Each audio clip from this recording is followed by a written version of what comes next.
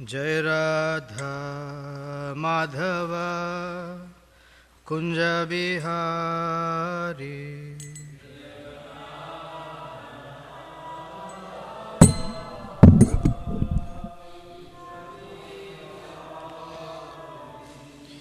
जय राधा माधव कुंज बिहारी।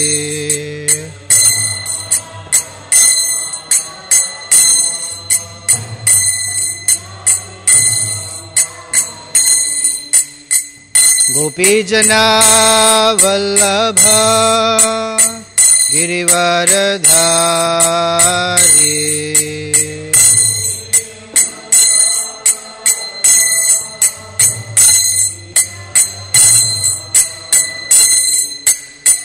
यशोदानंदन व्रज जनरंजन।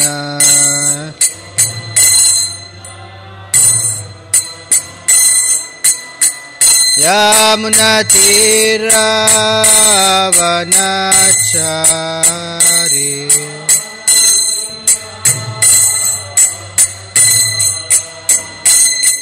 जय राधा माधव कुंज विहारी।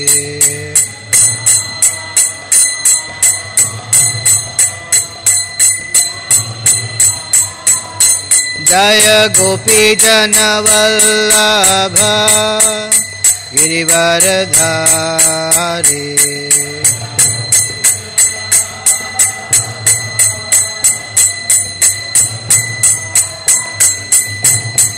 यशोदानंदन व्रज जनरंजन।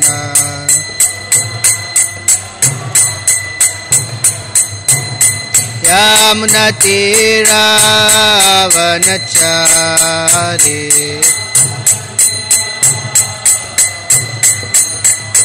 यमुनातीरावनचारी।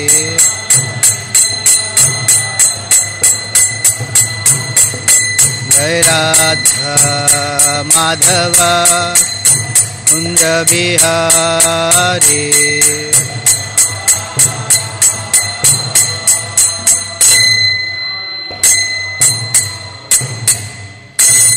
जय ओम विष्णुपाद परमहंस परिव्राजकाचार्य अष्टोत्तर शत Shri Srimad his divine grace AC Bhaktivedanta Swami Srila Prabhupada की जय।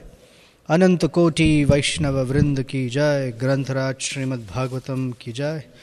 All glories to the assembled devotees. All glories to the assembled devotees. All glories to Sri Sri Guru and Gauranga. Om Namo Bhagavate Vasudevaya.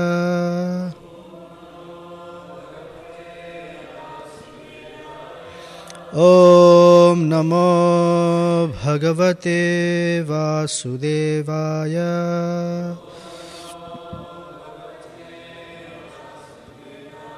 Om Namo Bhagavate Vasudevaya.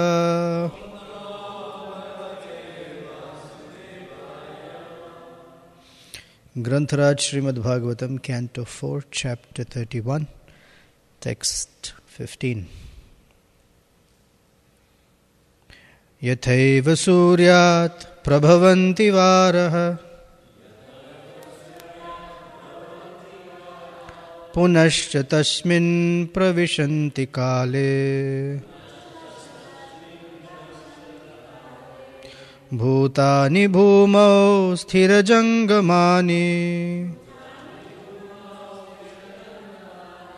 tathā harāv guṇa-pravāhaḥ.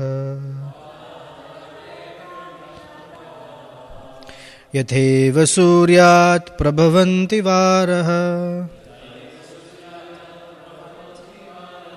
punaś tasmin praviśanti kāle bhūtāni bhūmau sthira-jaṅgamāni tathā harāv guṇa-pravāhaḥ. yathaiva sūryāt prabhavanti vāraḥ punaś tasmin praviśanti kāle bhūtāni bhūmau sthira-jaṅgamāni tathā harāv guṇa-pravāhaḥ.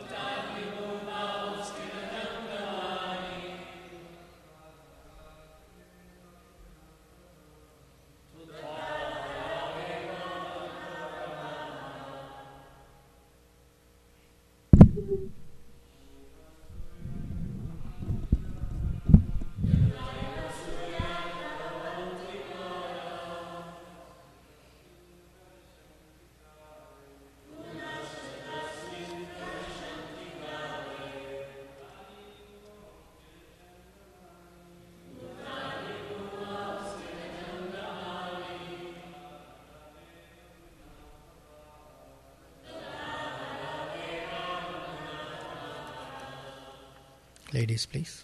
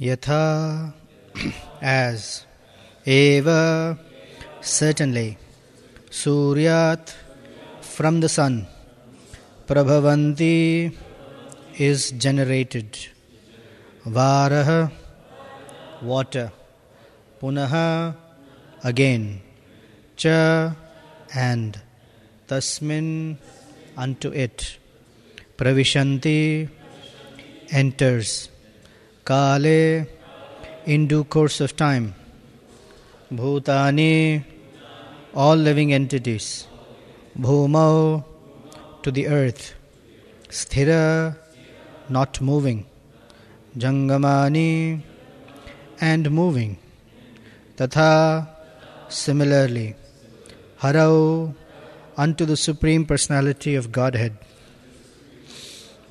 eva, certainly, guṇa-pravāhaḥ, emanation of material nature. Translation and purport by Srila Prabhupada ki jai. During the rainy season, water is generated from the sun, and in due course of time, during the summer season, the very same water is again absorbed by the sun. Similarly, all living entities, moving and inert, are generated from the earth, and again, after some time, they all return to the earth as dust. Similarly, everything emanates from the Supreme Personality of Godhead. In due course of time, everything enters into Him again. Purport. Because of their poor fund of knowledge, impersonalist philosophers cannot understand how everything comes out from the Supreme Person and then merges into Him again. As Brahma-saṁhitā 5:40 confirms, Yasya prabha prabhavato jagadanda koti shashesha vasudhadi vibhuti bhinnam tad brahma nishkala manantamashesha bhūtam govindamadi purusham tamaham bhajami. Transcendental rays emanate from the body of Krishna, and within those rays, which are the Brahman effulgence, everything is existing. This is confirmed in the Bhagavad Gita 9:4. Matsthani sarva bhūtāni. Although Krishna is not personally present everywhere, His energy is the cause of all creation. The entire cosmic manifestation is nothing but a display of Krishna's energy. The two examples given in this verse are vivid. During the rainy season, the rain, by rejuvenating the production of vegetables on earth, enables man and animals to obtain living energy. When there is no rain, food is scarce, and man and animals simply die. All vegetables, as well as moving living entities, are originally products of the earth. They come from the earth and again they merge into the earth. Similarly, the total material energy is generated from the body of Krishna, and at such a time the entire cosmic manifestation is visible. When Krishna winds up his energy, everything vanishes. This is explained in a different way in the Brahma-saṁhitā 5:48.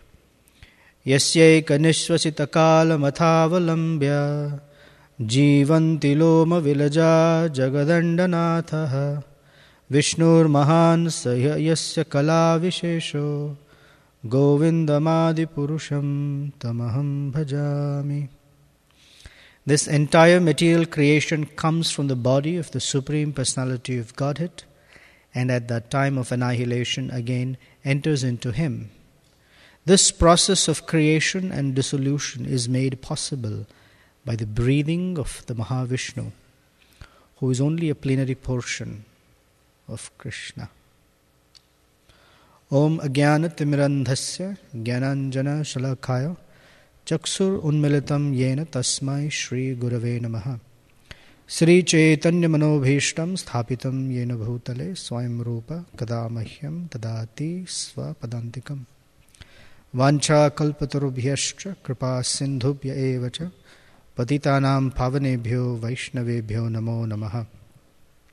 Jai Shri Krishna Chaitanya Prabhu Nityananda Shri Advaita Gadadhara Shrivasadi Gaura Bhakta Vrinda.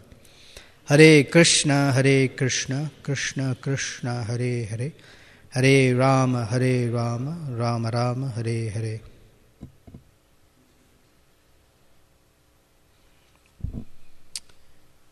Couple of points.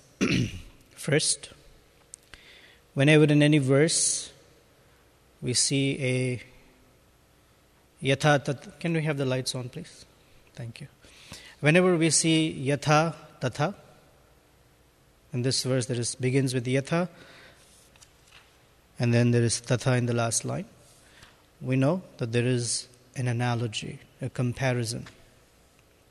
Just as, like this. Just as, like this.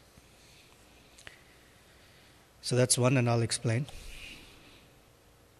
Another is for this particular verse and this particular discussion on Bhagavatam, I would like that all of us do two things. One is, for the next whatever minutes, do not imagine anything. Okay?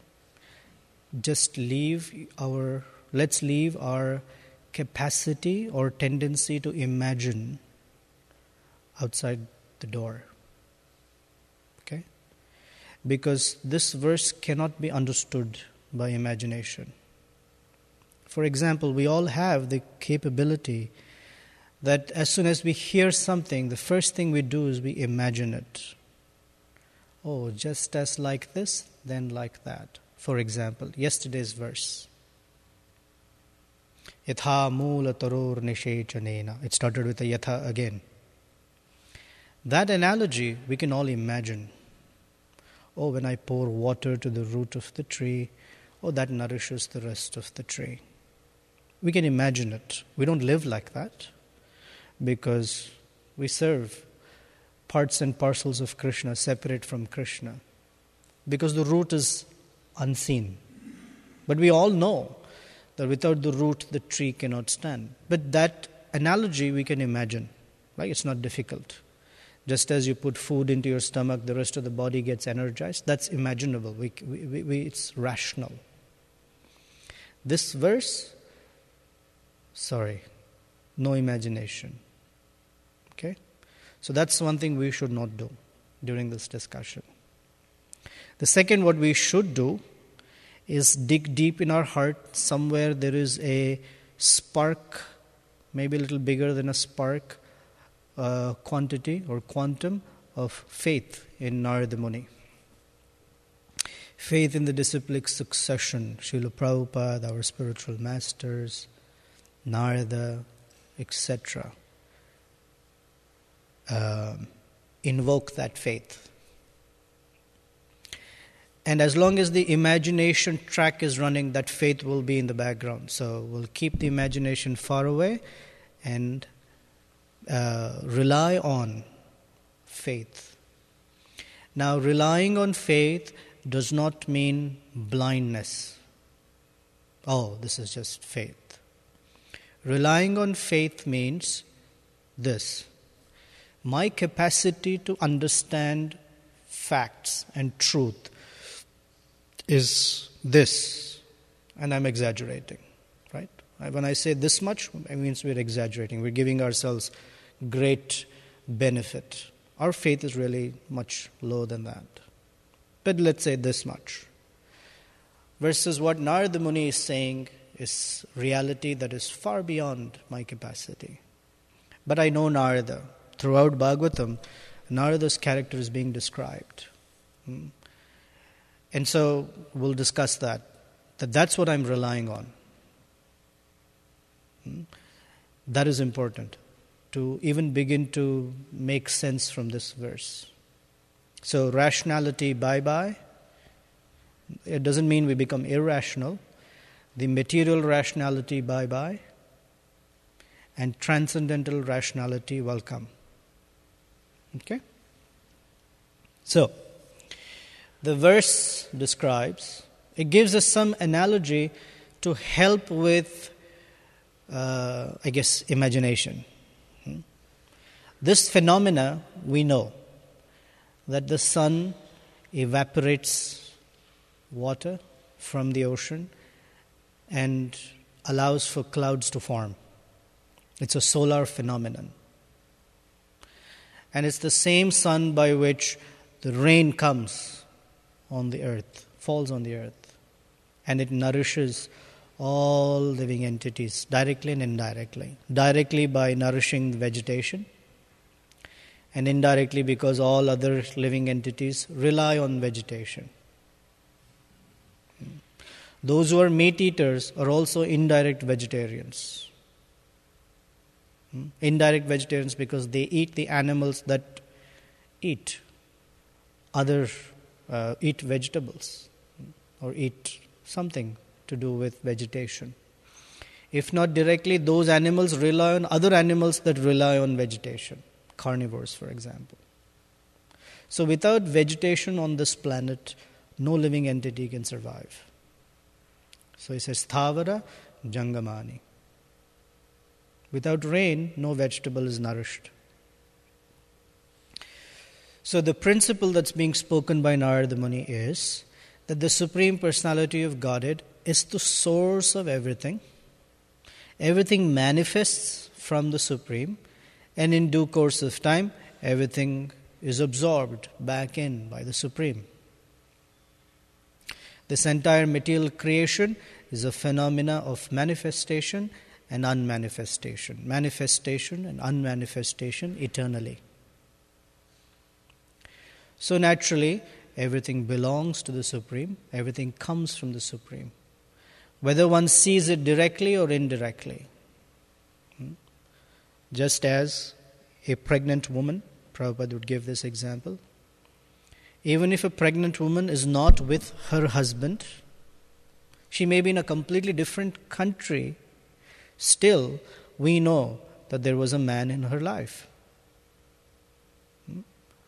So, the whole material energy, manifestation, is bringing forth one life form after another, but yet there is a supreme cause. Nārada is teaching us, Srila Nārada Muni is teaching us a couple of things. One, that the Supreme Personality of Godhead is the original cause of all causes. And even if one cannot perceive the Supreme, still, He is the cause. And one should learn to see the original cause. So we don't see that the rain is falling on earth because of the sun. Someone has to teach us in biology or some course like that. But those who know are telling us.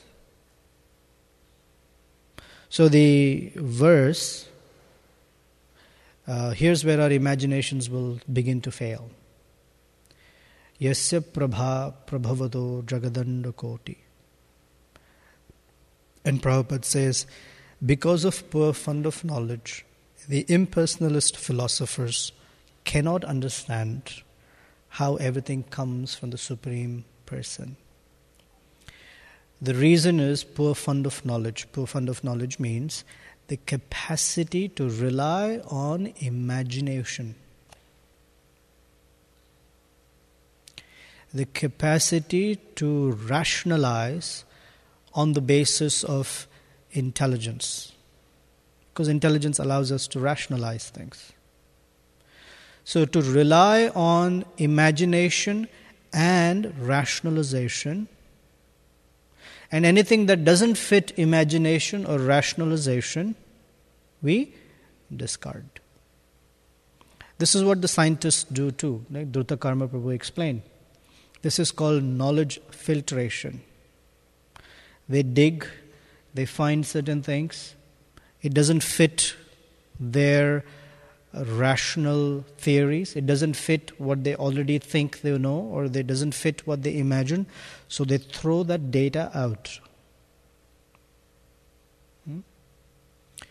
We do that in school. I was joking about it the other day at IIT. We are performing some experiment, and we have to write a paper about that experiment.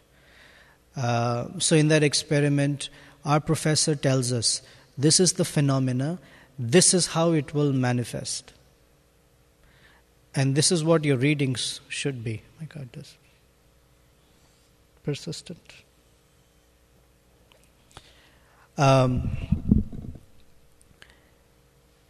So we conduct the experiment and we plot our graphs. And we try to fit in a line or some curvature to explain those dots. If we get data that is different from what we are looking for, that means the phenomenon is explaining something other than what we were looking for, what does the professor say? Redo the experiment. Redo till you get data exactly what you're looking for, then you fit your line. That means the outcome is predetermined. When the experiment may be telling us something else. So like that, impersonalists are no different than this, except they rely on the Vedas. And they interpret the Vedas that will fit the capacity of imagination and rationalization. First of all, how can everything come from a person? Whoa, that was very limiting. But if it is just energy that spreads everywhere, that is imaginable. So to say that God is a person is very limiting. To say God is this light that diffuses omnipresence, that makes sense. Like that. They begin with an assumption, they rely on those assumptions and build their entire system of knowledge on that set of rationalized imagination. That's called poor fund of knowledge. Because from here on, imagination will not help.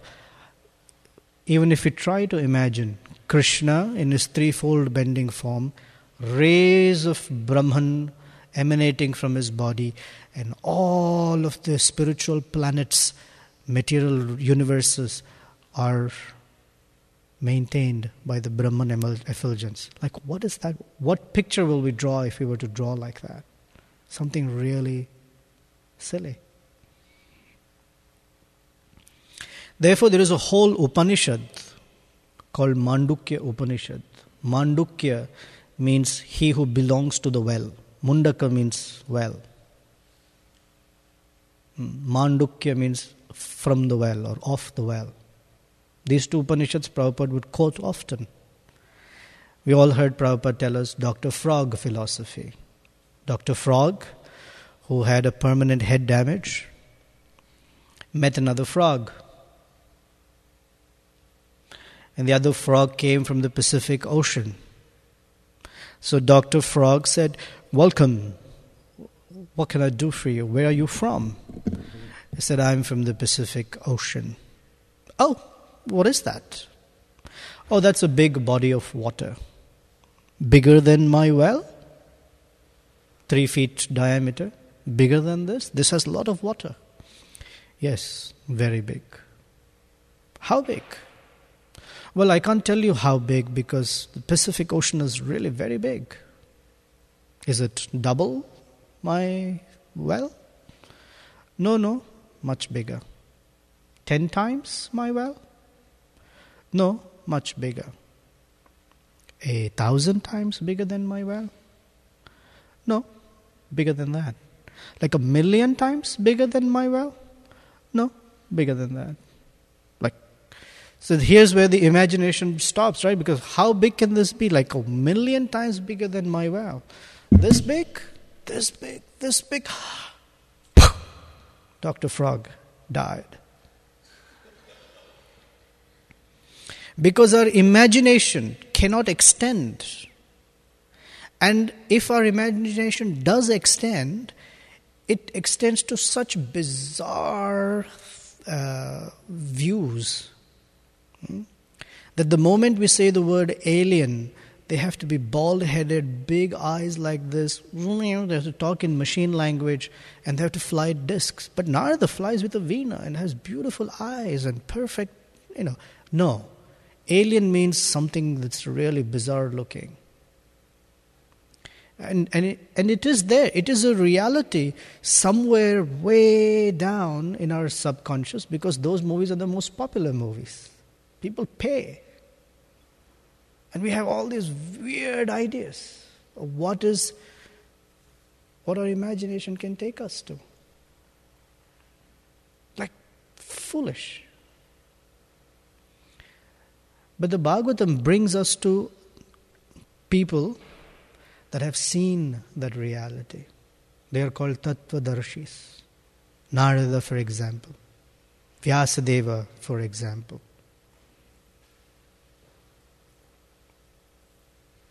And they are telling us, this is what truth is. And we don't get it. So, we are given analogies. Yasya, yatha, tathā, like that. Because the spiritual realm, which is beyond imaginative, which is beyond intellectual capacities, has to be explained in this world terms. Because we understand this world. We think we understand this world. At least we relate to this world. A tree is nourished by feeding the root. Okay. Our body is nourished by putting food in the stomach. Oh, okay. Get it. The sun nourishes the planet Earth by providing rain and evaporating water from the ocean. Oh, I get it. Like that. Huh? It's not like that, meaning that is exactly the same phenomenon that is happening. But like that. The principle like that. So Krishna sustains everything. The whole cosmic energy comes from Him.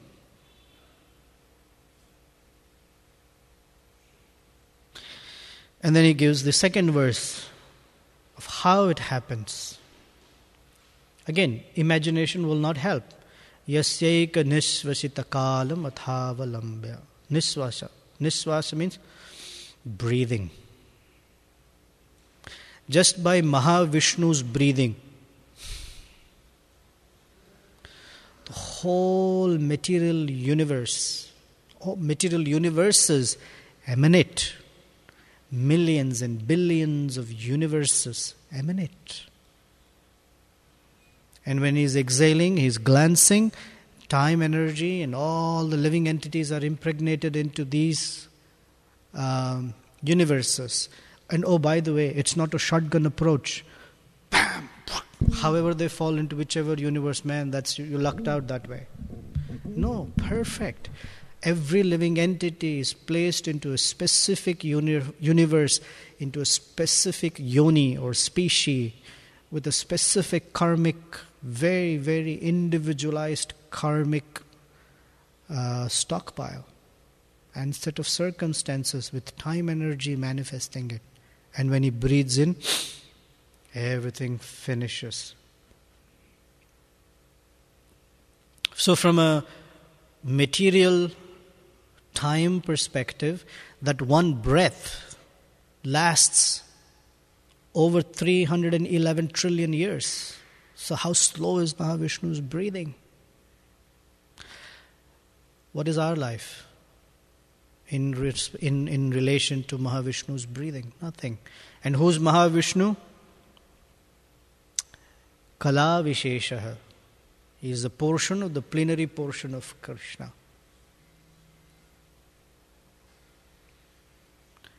It's a portion of plenary portion of of Lord Shri Krishna. That means Lord Shri Krishna is somewhere. We don't understand Mahavishnu. Forget that. We don't understand Paramatma, who's right here. What to understand? We don't even understand our God brother, God sister properly. We don't understand anything. But we have the capacity of imagination and intelligence, and we say, I know. Ever had that experience? You explain something to someone, and before you end the sentence, they say, I know. Yeah, I know. How do you know? You're in this problem because you don't know. And the moment someone explains, even before they I know. Yes, I know. Well, if we know, then the first thing we should know is we are foolish. That's the conclusion first to come. In anything that we know, that's the first conclusion to come to. I am foolish. Then we don't say, I know. Right? Arjuna's first conclusion, karpanya dosha. Until then, I know. Luckily, Arjuna only said, karpanya dosha pahata svabhava. Rupa Goswami and Sanatan Goswami went with straw in their teeth, fell at Lord Chaitanya's feet and said, who am I? I don't know. People say, I know. They think I don't know anything. This is the first step from where that reality which is beyond imagination begins to manifest. This is first principles. As long as we continue, I know, we will be fooling ourselves. We will continue to live in this imaginary world. We'll continue to escape. We'll continue to miss reality. And we'll look for truth in illusion, which doesn't exist, right? That's the whole idea of illusion. Truth does not exist in illusion. So Nārada Muni is helping us come out of that mentality, come out of that really stuck position. So what we need, this is the other part, not our imaginative powers, but we need faith in the words of such personalities. Okay, I'm not sure if I have faith in Nārada Muni. All right, let's look at Nārada Muni's resume. I'm saying it in a light way. You get the point. What has Nārada Muni done? Nārada Muni has brought Vyasadeva to complete realization. Of course, now when we say Vyasa is, of course, incarnation of the Supreme. All right, Mrigari, Nalakuvera and Manigreva, we can relate to those. So that's the potency. So when we accept from Nārada Muni without imagining what reality looks like, if we accept from Nārada Muni without this fancy idea of what truth is, but simply accept as it is, as Nārada Muni is teaching us, then we have some hope for reality. We have some hope to understand truth. Otherwise, we will be fooling ourselves. Fooling ourselves thinking, I think I'm getting an idea of what truth is. Getting some imaginative understanding of reality, of Krishna, of bhakti. We won't know. We will not know.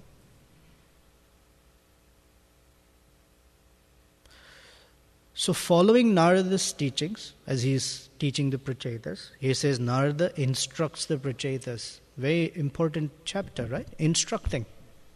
He's instructing to remove the forgetfulness.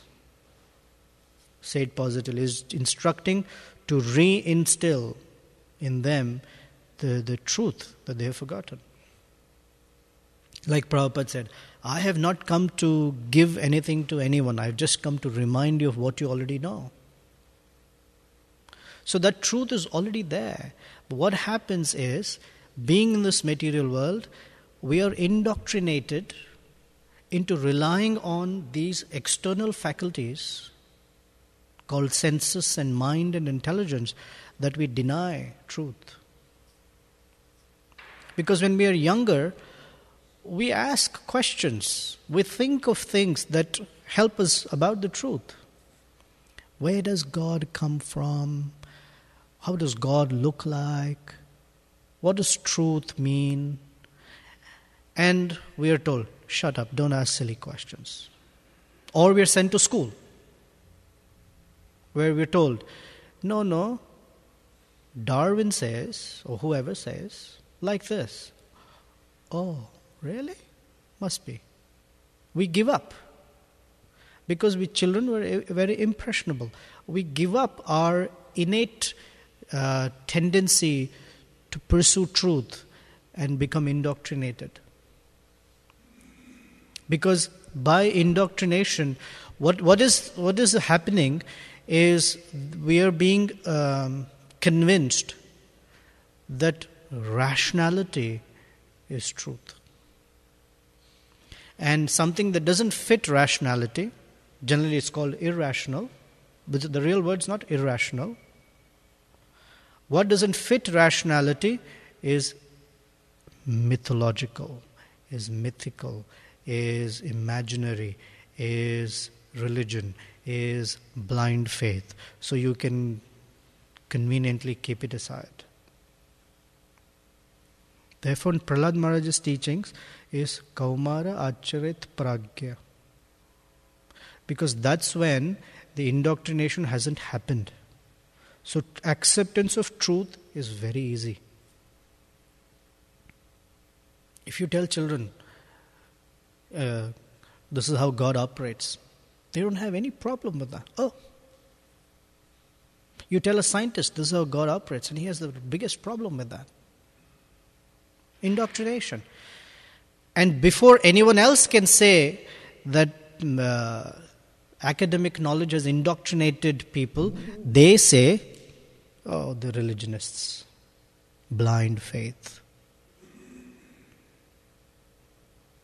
It's easier for them to say because they have what's called the voice. So, for example, some people say, but majority of people say, blah. Someone argued with me, majority of people say this. There was a discussion about monarchy and democracy. I said, democracy is better because so many people are saying this. So my question to them was, how would you value? One Brahmana says something and 100 Shudras say something. Which is more valuable? I mean, the answer is obvious. What one Brahmana can say and see, 100 Shudras cannot see. So in terms of numbers, this is 100 times this. But in terms of value of opinion, this is 1,000,000 times more. So the olden system where we are guided by Brahmanas was valuable. Now we are guided by Shudras. So Brahmanas were teachers, now Shudras are teachers. We can't even say our teachers, they're doing something. So we, from the beginning of human life, the point I'm trying to make is from the beginning of human life, we have created for ourselves a system of rationality by which truth evades us.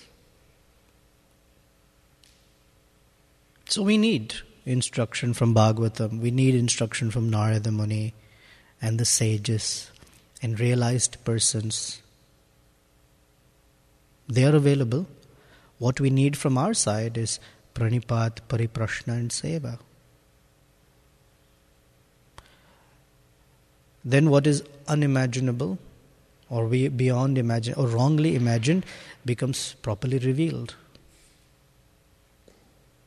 So Jiva Goswami begins with this very simple aphorism or truth that unless you accept God as inconceivable, you cannot begin to conceive Krishna. You have to accept He is inconceivable. That means not fitting rationality. And Krishna demonstrates by His activities everything that's irrational. Lifting Govardhan hill, dancing with 1,000,000 gopis, killing these demons from the time He was born. Whatever, everything that He has done is so out there that the danger we put ourselves into is calling it mythology. Because anything is possible. Krishna can do anything. That's the truth. Janma karma cha me divyam. Evam yo veti tattvataha. The word tattva appears many times in Bhagavad Gita for this reason. There is truth. There is truth. There is truth. We don't know. Okay. Any comments, questions? Jai Jagannath Prabhu. Related, but it's based on a statement you said at the beginning of the class. How in scientific experiment, you're asked to do some experiment, and if the data doesn't match what they tell you, then they say it's wrong until it matches. Yeah, our PhD student sitting there, ask him if that's true or not. So we have our own experience. That's right. I had a question in the realm of devotional service. We say it's a science, also a spiritual science, and it has its track of progress that we hear about from Shraddha to Prema, right, and the various nuances of that. And sometimes one may gain an experience or something that seems outside the track, and then we're told it's outside the track, so you have to, it has to match along the line. So, a similar kind of argument to what you were saying about the material sciences. So how might we address that? Because it seems like, an experience also counts for something in the realm of spirituality. Pratyaksha savagamam dharyam, it is direct perception, so on. So how might we?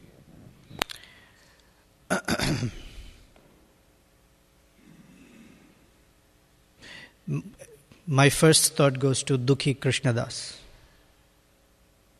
He was sweeping the kunja, found an anklet that belonged to Srimati Radharani, and he had darshan of Lalita Devi and then Srimati Radharani, and he got named Shyamananda.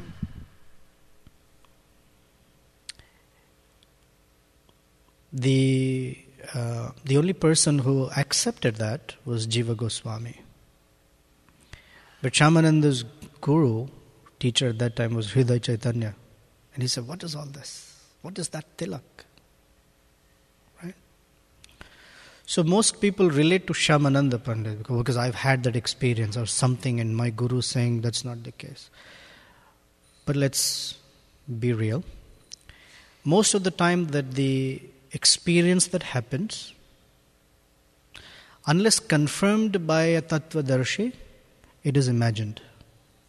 Or, I don't want to be harsh, if it's not imagined, it is a mix of something. It's a reflection of something. It's a chaya.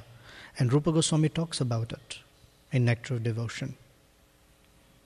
He says, when a person comes in the presence of a pure devotee, they become ecstatic.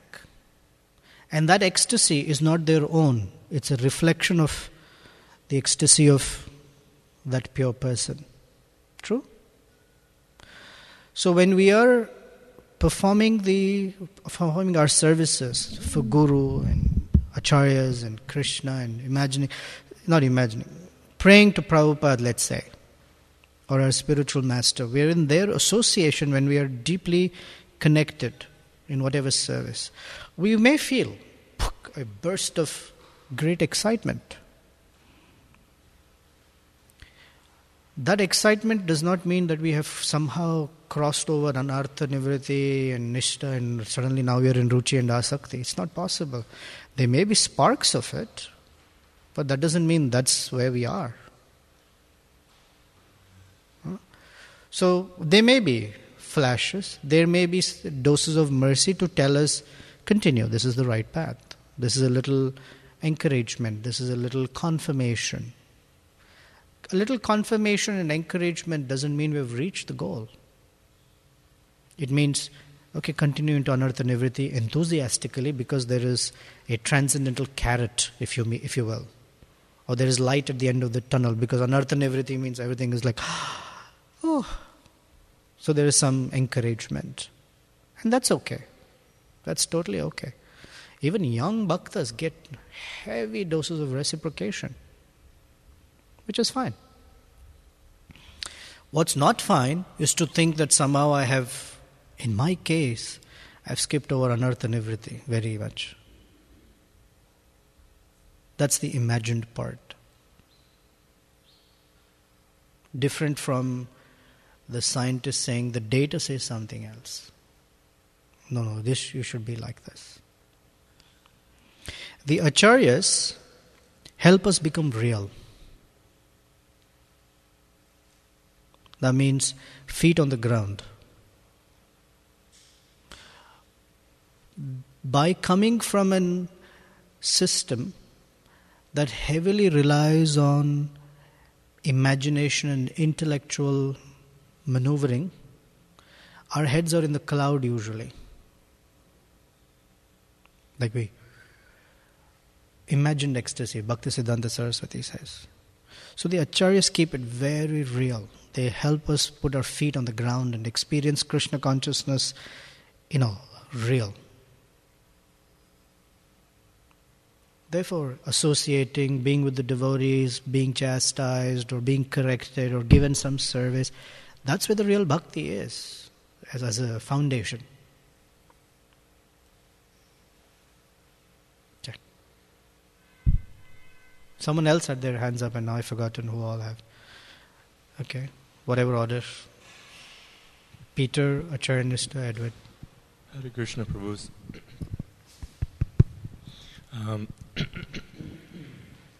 So that was, I appreciate your answer, Prabhu.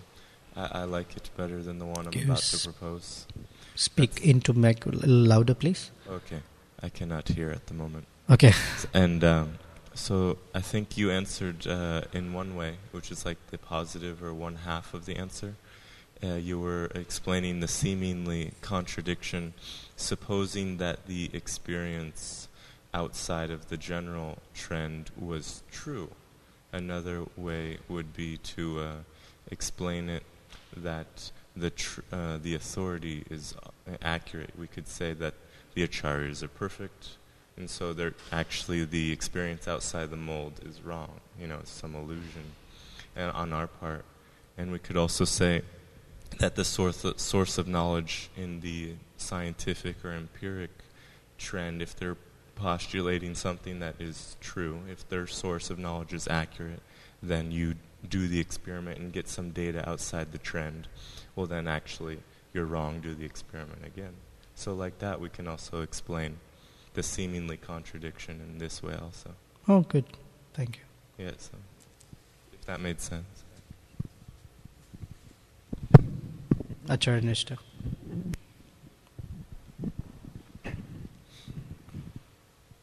Thank you, Prabhu. I was wondering just perhaps you could explain a little more these different types of rationality. You mentioned there's the mundane rationality and transcendental rationality.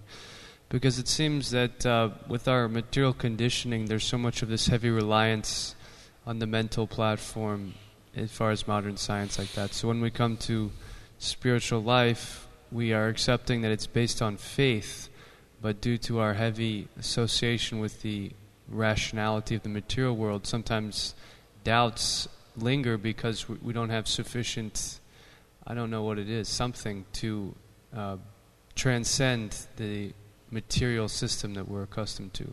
So what are some of the principles of mundane rationality versus transcendental rationality? Mundane rationality. First principle is rely on sensual data to understand truth, called pratyaksha. A little bit more refined, because most people don't have the anuman capacity. The next level is anumana pramana, deductive, inferences, understanding cause and effect relationships. So most of the empiric evidence is based on pratyaksha and anumana, direct sense perception and inferential. That's where the imagination goes. That's where what we call extrapolation goes, predictive modeling, different words for same thing. I have some data in this realm and I use it to find a trend and predict something that I don't have data for. Predictive modeling. So all of stocks is predictive modeling. All of our scientific things is, because what we are doing is the whole scientific world depends on what's called reductionism. Reductionism means there are universal laws or phenomena happening. I cannot read them or replicate them, so I try to bring it into a lab environment. And within that lab environment, I try to explain it by mathematical formula that I know of. That I build mathematical formula on the basis of my rational way of looking at things. This is called reductionism, basically. So I have to start with a set of assumptions. I have to make certain adjustments. We all agree, we'll ignore this part. We'll ignore that part. We'll just take this much because we're assuming we're doing it in a lab environment. From the lab environment, whatever data I get, and now I extrapolate it. This is how it will be in the real environment if I adjust these parameters. And they come up with some probability of how wrong they might be or how right they might be. If there are errors, how to correct for those errors. Like that. So that's, say it in Bhagavad Gita terms, very simple, instead of getting into all that. is pratyaksha and anuman primarily. Now Shabda is very important. Here's where the impersonalists, they take Shabda. They're also following Shabda. But why do they come to a different conclusion? Because they try to rationalize Shabda. Because they're using pratyaksha and anuman. They're imagining. Prabhupada calls it the half-hen logic. How do they rationalize Shabda, impersonalists? They set aside the Puranas. Saying Puranas, stories. Let's look at the Upanishads. Well, it helps. It helps imagine it. It helps, it gives those statements that they have to use their anuman capacity. Tanai jati, tannai jati. That's good. He walks, but he doesn't walk. Taddure tadantike, tadantarasya bahyasya, tadu sarvasya. Oh, yeah, that's right. All these contradictions make sense. But it cannot be a person, because the Bhagavatam is saying, person, Haribol, person. Mythology. For the moodhas, for the less intelligent, whatever. That's half-hand logic. Prabhupada would say, you take Shabda completely.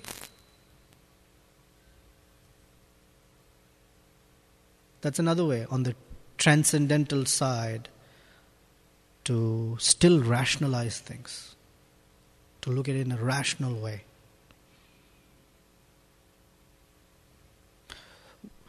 So, concluding statement. What brings us from imaginative rational platform to real rationality is the mercy of a devotee. There is no other way. There is no other way, actually. We can try other things. It will not work.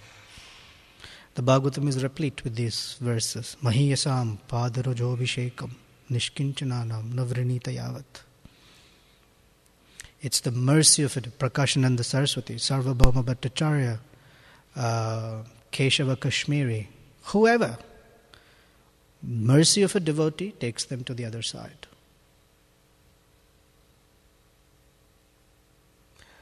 That verse from Bhagavatam, Prasada lesha anugrahita evahi janati tattvam. They have to get even a little of mercy. That is the only way. Until then it's not possible. It's not like a flash of lightning or suddenly something happens. It does not happen like that. Now, here's what people try to do. They try to imagine how that mercy transfer happens. That cannot be explained. Like many people try to ask the question. That verse in Bhagavatam, 1st canto, 2nd chapter, text number 17. Shunvatam svakatha Krishna punya shravana kirtana hirdayantasto hi abhadrani vidhunoti sruhitsatam. How does this work? Well, this works like this. Krishna removes the ignorance. Well, how does he do it? Is he like a scrub? Is he a brush? Is he sitting there? What is he doing? But that's imagination. That's the mercy.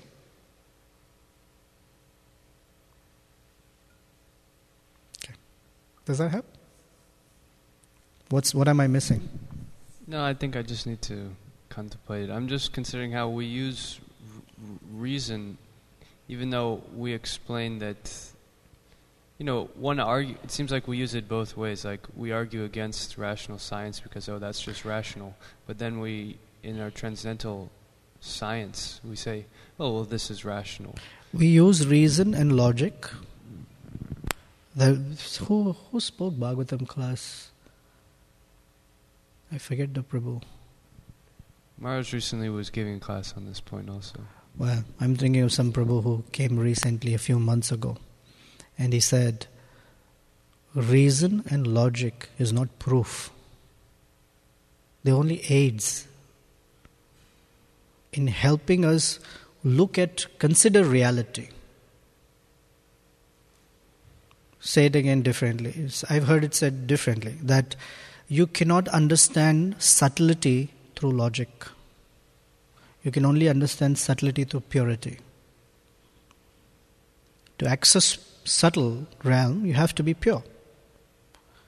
To access, but logic and reason at least put us on the track. Therefore Prabhupada would give logical arguments back. But Nyaya itself is not the truth. It was just an aid. That was the thing Lord Chaitanya used with Prakashan and the Saraswati. Logic is just the channeling, if you like. I'm going to stop at 8:45. Hare Krishna Prabhuji. My question is along similar lines to what Acharya Nishta Prabhu was initially asking. When we're cautioned against the shortcomings and dangers of imaginative consideration, how do we properly contemplate? Because hearing is an active process, so how do we properly contemplate these points that are beyond our limited capacity?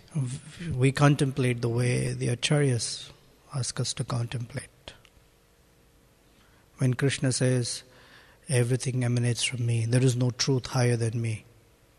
So everything is coming from Krishna. So how do we contemplate? We see everything, and before our mind tells us that is the cause, we learn to see Krishna is the cause.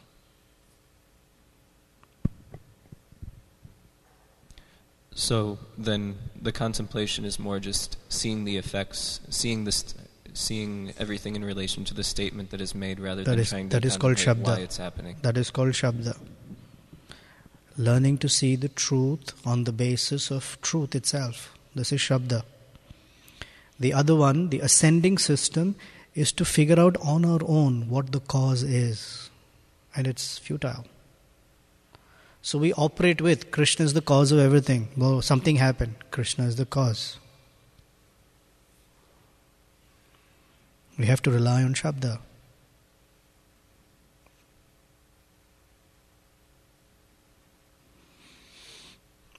Okay. Famous last words.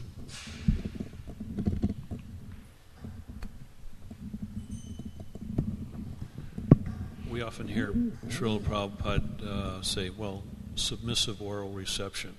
But then he also says, unfortunately in this age, there's no police department governing all these bogus spiritualists.